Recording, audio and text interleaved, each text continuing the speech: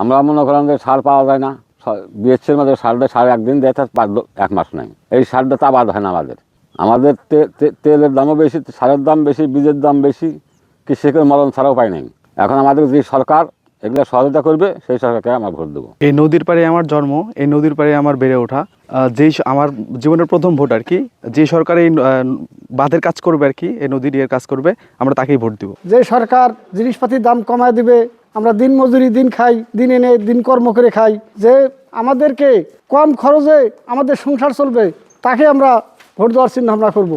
আমরা বহুত সরকার দেখলাম যে আমাদের এখনো নদীর কাজ কোনোদিন কাজ করলো না। এখন দেখি সামনে যে ইলেকশন আসছে, মানে ইলেকশনে এখন বলতেছে যে আমাদের সরকার এখন নাকি বলে কাজ করতে। দেখি এবছর দিয়া যদি সরকার যদি কাজ করে তো আমাদের আরো ভালো হবে নদীর কাজ।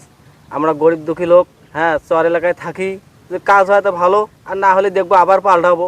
বাংলাদেশ হলো কৃষি নির্ভরশীল দেশ, আর এই কৃষি নির্ভরশীল দেশের মধ্যে বাংলাদেশের অধিকাংশ এলাকাই হলো তিস্তা নদীমাতৃক দেশ। আর এই নদীমাতৃক দেশের মধ্যে আমাদের হাতীবন্ধ উপজেলা আছে তিস্তা নদী, যেটা উজানের বন্যার কারণে ব্যাপক ক্ষয়ক্ষতি হয় আমাদের এই চর অঞ্চল। হাজার হাজার একরে দেখতেছেন আপনারা, হাজার হাজার একরে ফসল ফলাচ্ছে, তামাক, ভুট্টা, রসুন, পেঁয়াজ, বিভিন্ন ফসল ফলছে। আর এই ফসলের ব্যাপক ক্ষয়ক্ষতি হয় তিস্তার এই বন্যার কারণে। আমাদের বিগত যে সরকারগুলো ছিল, সেই সরকারগুলো আশার বাণী দিয়েছিল যে তিস্তার মহাপরিকল্পনা বাস্তবায়ন হবে, তিস্তা নদীর বেড়িবাঁধ হবে, তিস্তা নদীর কাজ হবে। আর এই কথা বলে বিগত 15 থেকে 20 বছর পার হয়ে গেলেও এখন পর্যন্ত আমরা তিস্তা নদীরবাসী, তিস্তা নদীর এলাকার লোকজন এখনও তিস্তার সেই মহাপরিকল্পনা কিছুই দেখতেছি না। তাই আমাদের দাবি থাকবে যে সরকারে আসুক, আমরা দল মত নির্বিশেষে যে তিস্তা নদীর মহাপরিকল্পনা কাজ করবে আমরা তাকেই ভোট দেব। ইনশাআল্লাহ আমি এবার ভোট দেখে শুনেই দিব।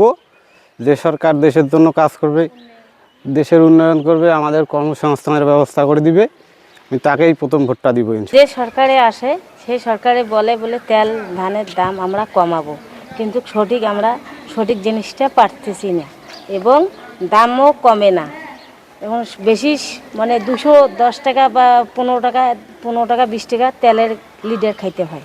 যে সরকারে আসবে, যে যায় আমরা তেল ধান গরিবের জন্য দেখবে, তাকে আমরা ভোট দেবো। আমরা দিন আনি দিন খাই, যে সরকার জিনিসপত্রের দাম কমাইবে ওই সরকারকে আমরা চাই, ওই সরকারকে আমরা ভোট দিব।